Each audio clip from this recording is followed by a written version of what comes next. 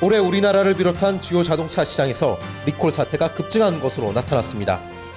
올해 들어 주요 시장의 리콜 건수는 지난해 비해 85% 정도 증가한 것으로 집계됐습니다.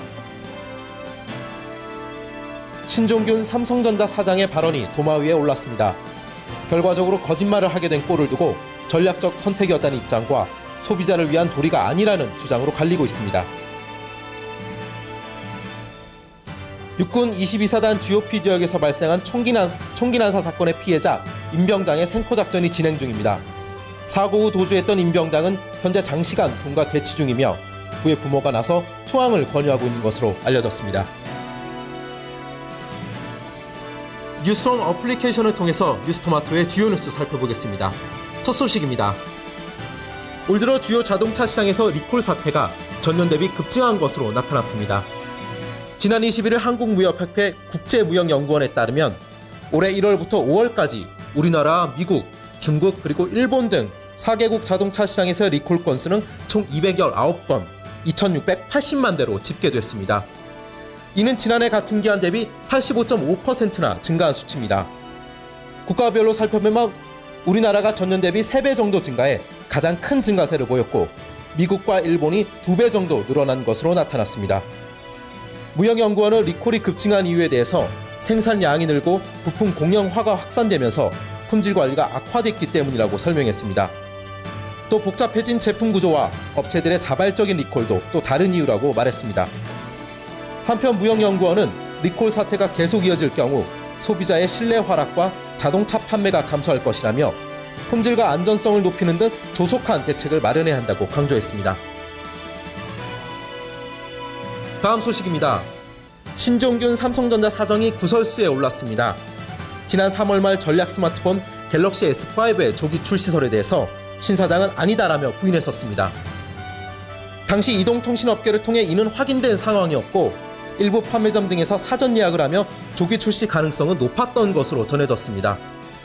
그리고 신 사장의 대답과는 달리 실제로 3월 27일 갤럭시 S5는 조기 출시됐습니다. 또 지난 19일 출시된 갤럭시 S5의 광대역 LTE 모델에 관해서도 신 사장은 갤럭시 S5 프리미엄급 모델은 존재하지 않는다고 부인했었습니다. 결과적으로 신 사장이 거짓말을 한 것이지만 업계 특성상 비난만은 할 수 없다는 목소리가 일고 있습니다.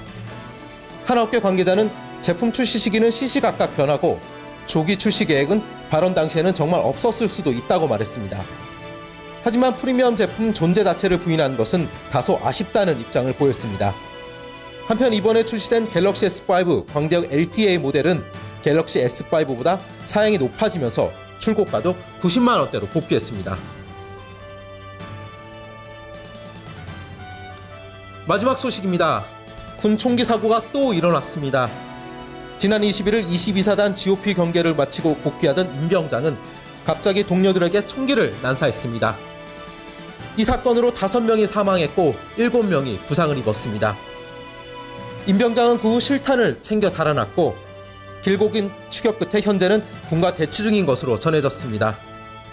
현재는 임병장의 부모가 나서 투항을 권유하고 있고 임병장의 요청에 따라 아버지와 통화까지 한 것으로 알려졌습니다.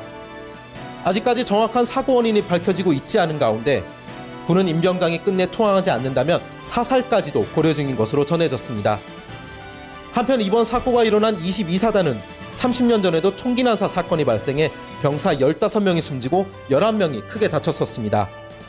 또 2년 전에는 귀순한 북한군이 생활관문을 두드리기 전까지는 철책이 뚫린 줄도 모르는 큰 사고가 연이어 발생하고 일어나고 있습니다.